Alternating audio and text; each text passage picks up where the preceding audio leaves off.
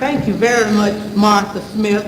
I don't know whether I'll have to holler or not because I'm just used to talking loud. So I don't have too much trouble having to carry my voice.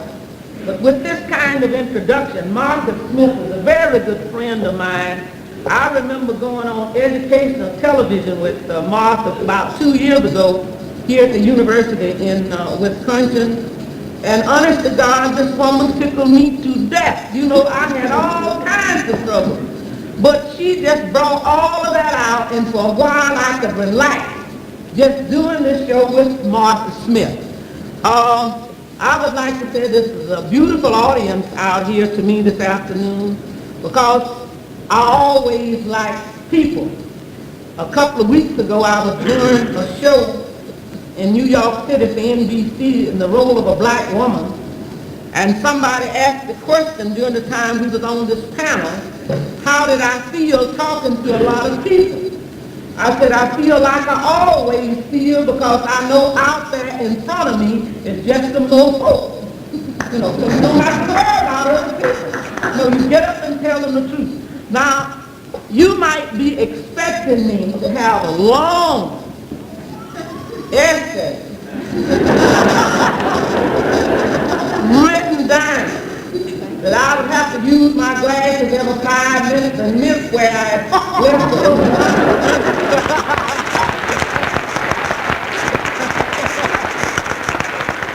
But I don't carry around a manuscript because it's too much trouble. I'm just up here to rap and to tell you what it is and to tell it like it is.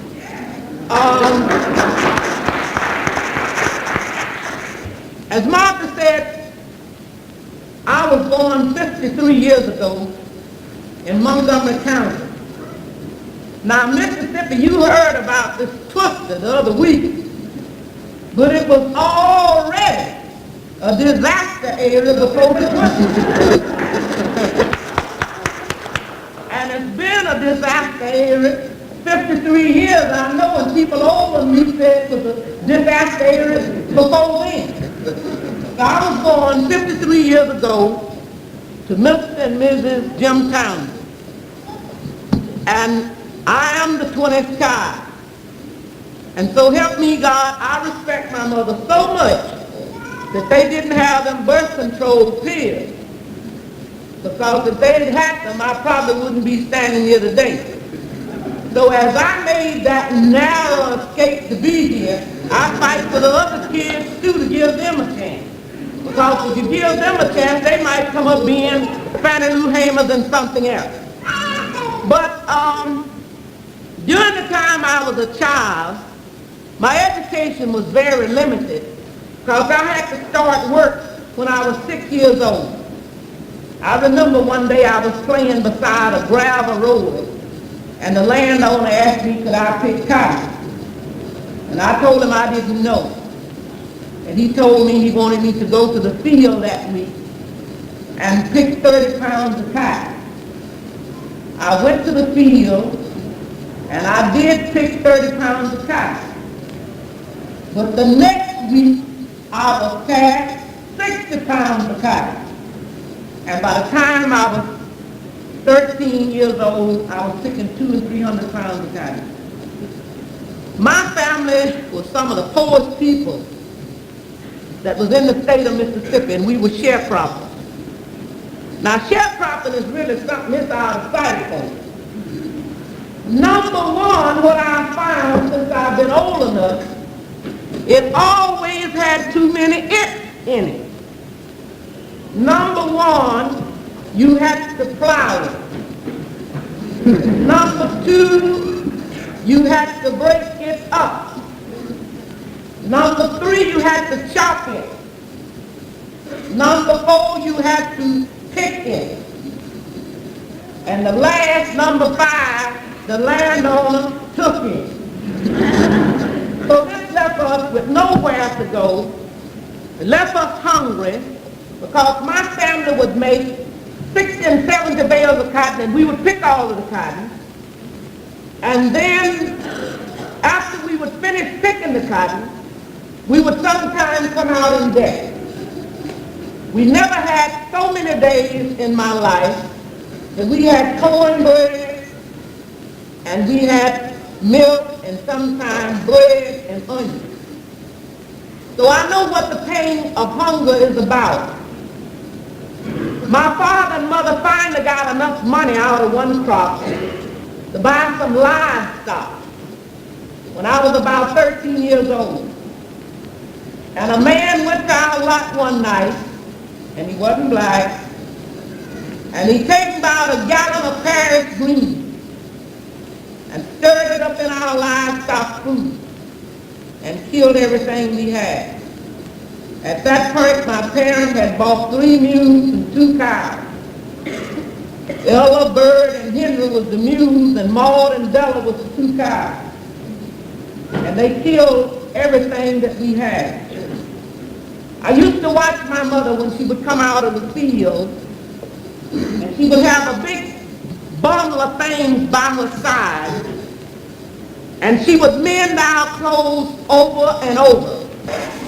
And I watched her when she would wear things that were so heavy after she had mended them time after time. Looked like she would have trouble carrying. At first, I couldn't understand why this just always happened to black people. So I asked my mother one day, how come we wasn't white? The reason I asked her that, because we worked all the time. The white folks never worked, and they had anything. Now this was really curious to me, as it still is. So my mother told me, number one, she wanted me to remember to respect myself as a black child. And she said, maybe you don't understand what I'm talking about now, but one day, if you respect yourself, other people will have to respect you. My grandmother was a slave, Liza Gober Bramlett. She had 20 boys and 3 girls. And I know what had happened to us in the past. But after I become about 13 years old and find out how mean that people could be to people, I said that I was going to do something about what was happening in Mississippi. So that's the reason I become involved in politics in 1964. But it had been other things in my life that I had done that some of the white people don't know that I've done yet. Because number one, I always had to work at their house. So they would tell me that I couldn't eat with them, or I couldn't bath in their tub. So what I would do was eat before they would eat and bath when they were gone.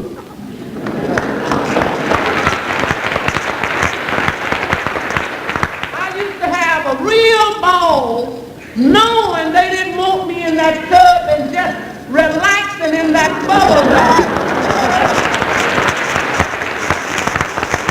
And then I would fill up with everything they put on them and walk out, and they couldn't spell mine because they had the same thing on them. So when they were saying that I couldn't eat with them, it would tickle me because I would say to myself, baby, I eat first. And one of the other things I done when I was a kid, and after I got to be a grown woman, you know, we had to wash, Mom. You know how we would have to carry clothes on to wash for the white people. And if they had a dance in 50 miles, I wore the best dress. Because I wore them clothes. We had, I was rebelling in the only way that I could rebel.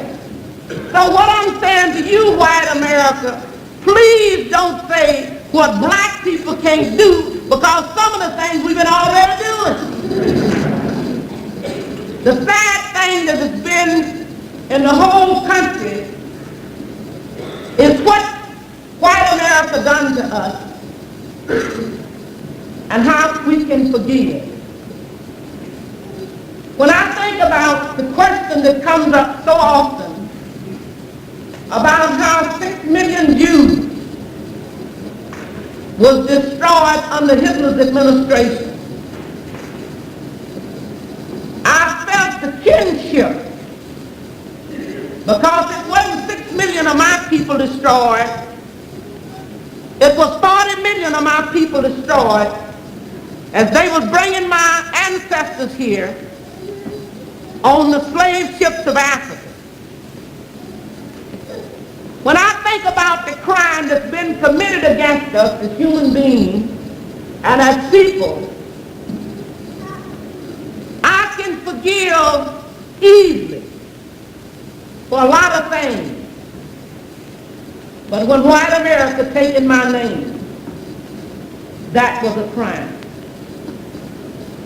I went some time ago to Charleston, South Carolina, and I looked at the documents there. And some of the documents there would call the name of a person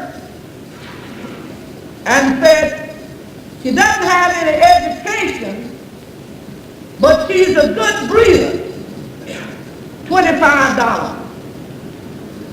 I saw where my people had been sold as things and not human beings. And I think about some of our past history. When you never taught us, white America, that it was a black doctor that learned to save blood plasma to give a blood transfusion. You never taught that in the institution. And you never taught us that the first man to die in a revolution was Christopher Atkins, another black man. And so many other things that I've found out. And so many things that I've found out about the church. If you really want to see some hypocrites, if you really want to dig some hypocrites, go to 11 o'clock church service throughout the country. Not only in the black churches, but in the white churches. While they will tell us and tell you it's scared, well, those people are all right, but just don't bring them home with them. But the contribution that we have made in the past, and we know as well as you know, that this country was built on the blood and the sweat of black people. And all we are saying to you today, now what you have done in the past, you've done that. But we can't let you get away with just trying to wipe us out as human beings. And some of the black folks have got so confused. They talking about setting up 7 states with us, which I refuse to let them do. Setting up 7 states with us, and one night the White Citizens Council and the Ku Klux Klan and the verses which you have here could wipe us out. And I'm not going in 7 states by ourselves. We plan to be in this country with you, whether you want us here or not, and we plan to make this a better place for all the citizens, both black, red, white, and brown, and we want you to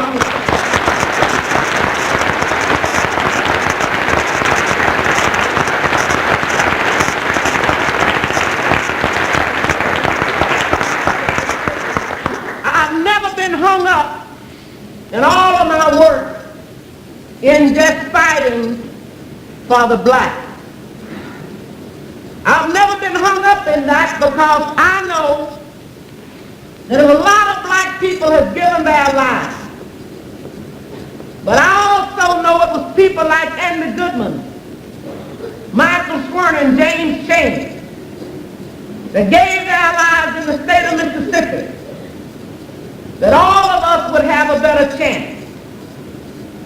And when they died there, they didn't just die for me, but they died for you, because your freedom is shackled and chained to mine. you are not free either. And if you think you are free, you drive down through Mississippi with your Wisconsin license plate, and you will see what I'm talking about. These are the kind of changes that we have to have. And these are the kind of changes we are going about. In 1964, when we went to the Democratic Convention in Atlantic City and challenged the seating of the representatives of the delegation from Mississippi, when they turned us down and told us to accept 2 votes at large, I told them at that time, 68 people was there in that delegation, and all of us are tired. In 1968, we came back to Chicago and we won our seat. 64, I was in the convention, out of the convention, wishing I could go in. In 1968, I was in there wishing I could get out.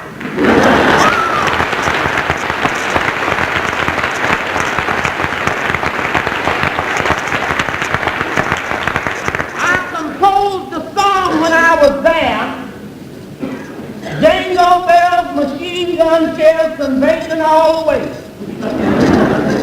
Because I had never in my life seen in the land of the free and the home of the brave, which we have translated in Mississippi as the land of the tree and the home of the grave.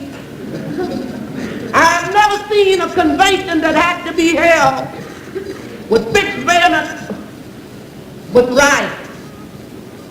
That means they would stick you if you stand there and shoot you if you run.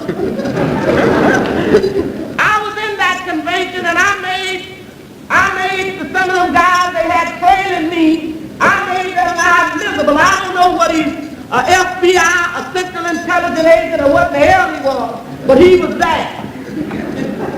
Seeing what happened all my life, I've been behind white people and I watched. See, that's why you made your mistake, white America. You put us behind you and we watch. Now we know you and you don't know us.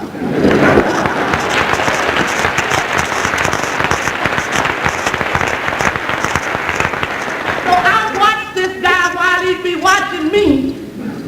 And whenever I got ready to dodge him, I'd put this dodge to him. And they must have told him, you better not let her get out of your sight. Because this little man had some of the saddest little blue eyes, and he'd be ducking through that convention, I'd be standing on land.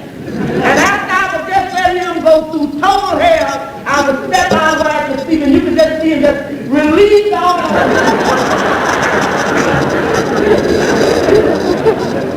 You would have had to been in that convention to know what we are faced with today. When we say with the people, for the people, and by the people, that's a lie. It's with a handful, for a handful, by a handful.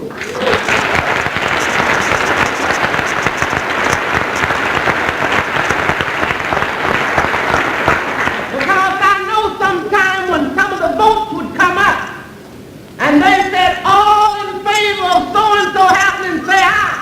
10 people would say aye. That the contrarians said nay. 500,000 said no. They said, eyes have it and so is carried. Some convention.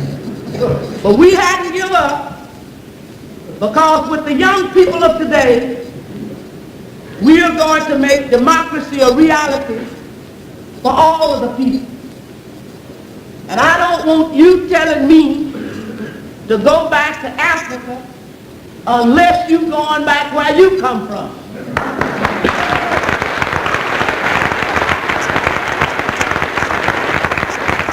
I got a note one day telling me to go back to Africa.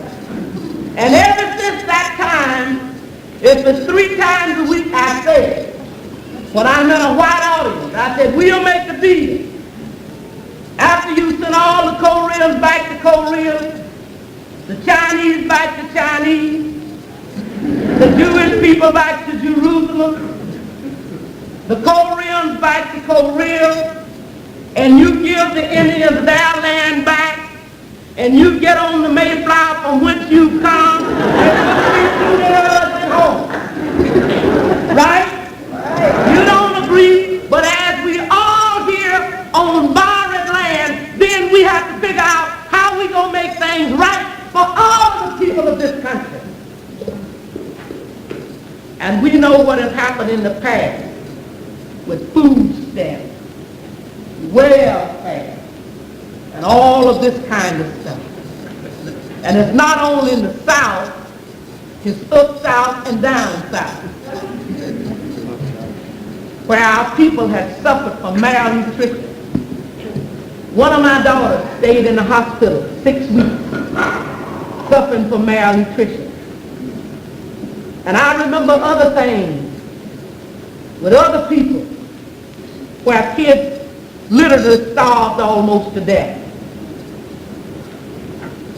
And then I started traveling throughout this country to try to do something about the problem. So I would come to Madison, Wisconsin, New York City, California, and all over the country, trying to raise funds to purchase food stamps. But the real crime, I think, is the crime that if a man and woman is hungry, that they have to pay for the food stamps when thousands of people in the state of Mississippi have made less than $500 in 1970. So one day a man called and said he had some land. He had 40 acres of land and he wanted to sell the 40 acres. So I called a very small organization here in Madison, Wisconsin called Measure for Measure. Martha Smith is a part of that organization. Jeff Goldstein, Sarah Broccoli, and it's a small organization. But I called them and told them about the 40 acres of land. And if we could get the 40 acres of land to grow our own vegetables, and to grow our cattle, and to grow our pork, we could wipe out hunger in Sunflower County. I called another friend of mine who was at Harvard University in charge of the political science there, and he also started raising money too.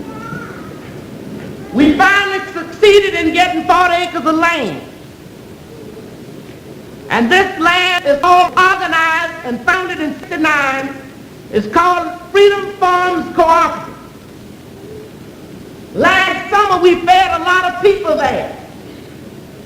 But then we needed more land. So it was a man told me one day that he would sell 640 acres of land. And you know, it was just like I'd been hearing in the past that, oh, it ain't nothing to that. We might get $2 or $3, but we'll have to try. Last April, we were able to put $20,000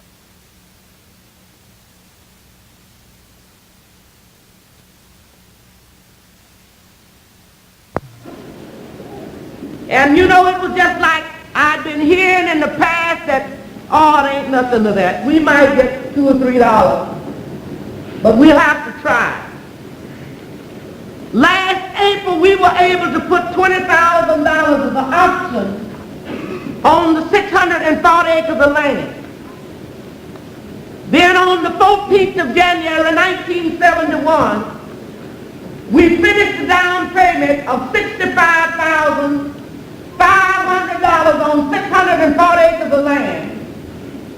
And we had enough from that same march out of Madison, Buffalo, and Milwaukee to do that. And we also have about 58 people that's living in decent homes. We put the down payment on that land. So now what we plan to do is to grow our own vegetables, is to grow our own cattle, and to grow our own pork, and have 100 houses in that area.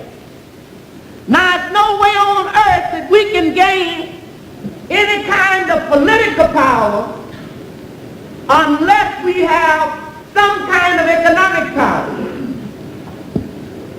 And all the qualifications that you have to become a part of the co-op, and you have to be poor. This is the first kind of program that has ever been sponsored in this country in letting local people do their thing themselves. Because I've seen government-funded programs with cooperatives, and after you get through making the proposal with a stack of paper this high, and after you finish paying all the administration from $25,000 to $12,000, it'd be exactly $2 to go to the program.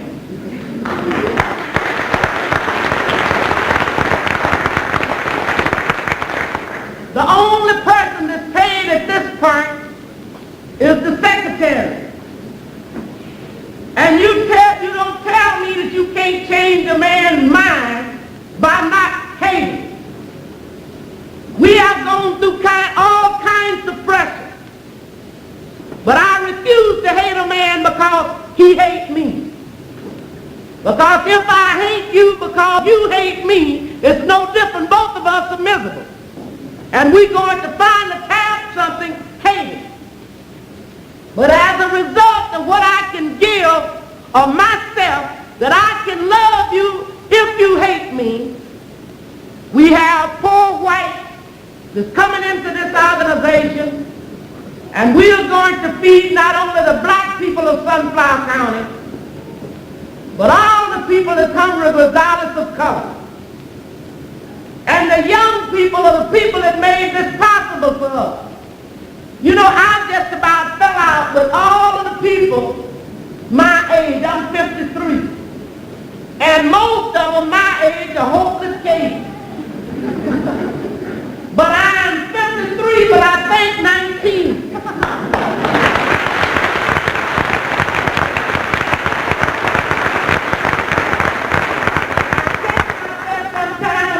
To the young people, and they talking about how old people can't relate to them. I said, you're not kidding. I don't understand what's wrong with those people. I'm not going backwards. Every step I'm going forward. And it's been a sad thing that happened in Mississippi recently. We had a twister that hit several counties in the state of Mississippi. The Red Cross came, and after they was there 2 days, I told them if I go to heaven and see the Red Cross sign, I would tell the administration to let me go back home. Because they were a hopeless case. People are suffering because it didn't just only kill people, but it's people now that want to put the trailer houses where they don't have any kind of sewage. But you got to care enough to do something. Because what you do here in Madison, Wisconsin, at this university, you're not only doing this for us in the South, but you're doing it for yourself. I've noticed what was happening with the Young World Development with the walk. The walk that will be held on the 8th and 9th of May. I see this as an opportunity of bridging the gap between young people. Bridging the gap because not only do I think that white children and young white men and young white women should walk, but I think it's a responsibility of the black people to walk here too. And as they walk throughout this country with 350 walks in this country and 40 other countries sponsoring the walk, there will be millions of people walking throughout the country, out the world. Because one thing I find out, that is not only hunger in the state of Mississippi, but 2/3 of the people in the world are hungry. And we have to be concerned. And you have to be concerned here, because we know with the administration that we have today, it's not too many people going to eat. But I want you to know one thing, that President Nixon wasn't no fool when he got Agnew, because that's his safety. Nobody is going to hurt President Nixon to leave us stranded with Sparrow Agnew.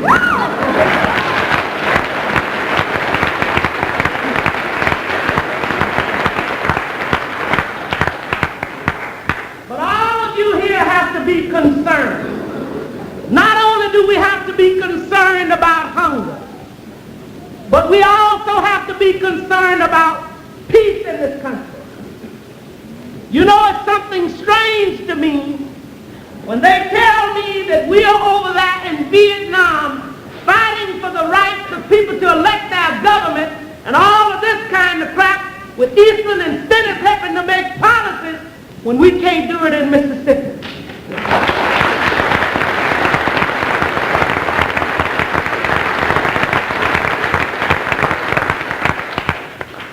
And you young people are going to help make this change, because we can't continue on the same way, expanding the war in Vietnam, killing the people over there, and people being shot down in the streets throughout this country, sometimes in the name of law and order. I've been to jail, and I've been beaten in jail till my body was hard as metal. And I've been charged with disorderly conduct and resisting arrest. And there's a lot of other young people throughout this country that has been beaten down. But I want you to know something in this audience today. A house divided against itself cannot stand. A nation divided against itself is on its way out. We are going to have to stand up and make demands that will make this country worthwhile. Because I have trouble today, and I've had trouble in the past few years. When I got out of jail and couldn't hardly sit down, and a man carried me to see the Statue of Liberty, and a woman standing with a torch and facing another problem. I told the man that I was riding with that day, I said, I would like to see this statue turned around to face her own problem, and the torch out of her hand with her head down, because we have as many problems in this country as they try to furnish another country. I can't stand today not with dignity and sing the national anthem. Oh, say, can you see by the dawn's early light what so proudly we hated? Poor oppressed people throughout this country don't have anything to hate. And I just sing it in my own way when I have to stand and sing that song. Because you know as well as I know that America is sick and man is on the critical list. And when people can be shot down at a college like Kent and a college like Jackson State College by people that's dodging the arm, it's something very wrong.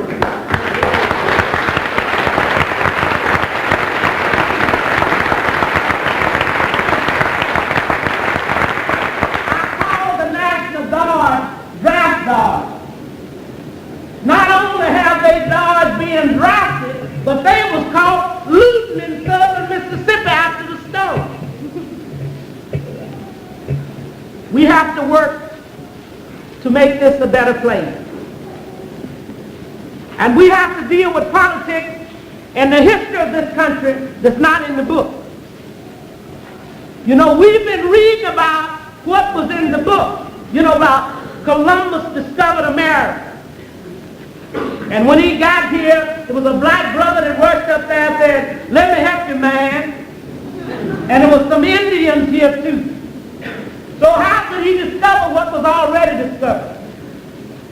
The education has got to be changed in these institutions.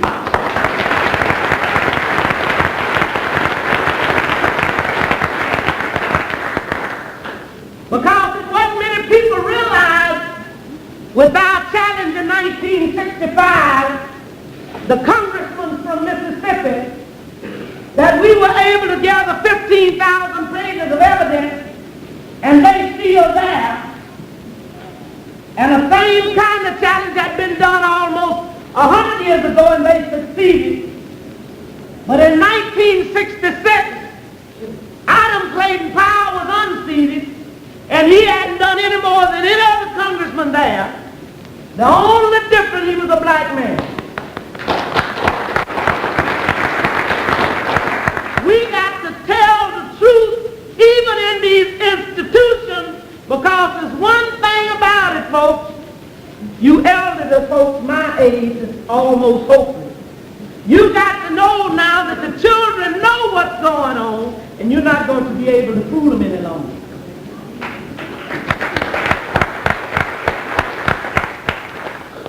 Before I close, I would just like to say that I believe in God. And he said he would raise up a nation that would obey him. So the young people that's out here today, that's fighting for justice for all human beings, I believe are the chosen people that's going to lead this country out if it's not too late. I have one announcement, and then I'll close. The Community Code Study of the Third World Development starts March the 18th at 7 a.m. St. Francis House.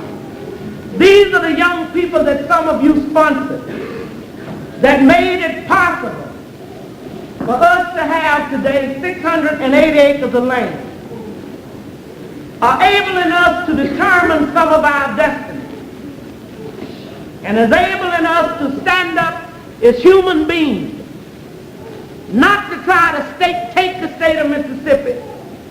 Because if tonight I figured the state of Mississippi would come 100% black, I would be on my way out. But to make it a state where all human beings will have a chance. And as I close, I would like for you to take a look in the mirror and ask yourself, as we have paid such a big price, ask yourself, must I be carried to the sky on flowery beds of ease while others fight to win the prize and sail through bloody seas? Thank you.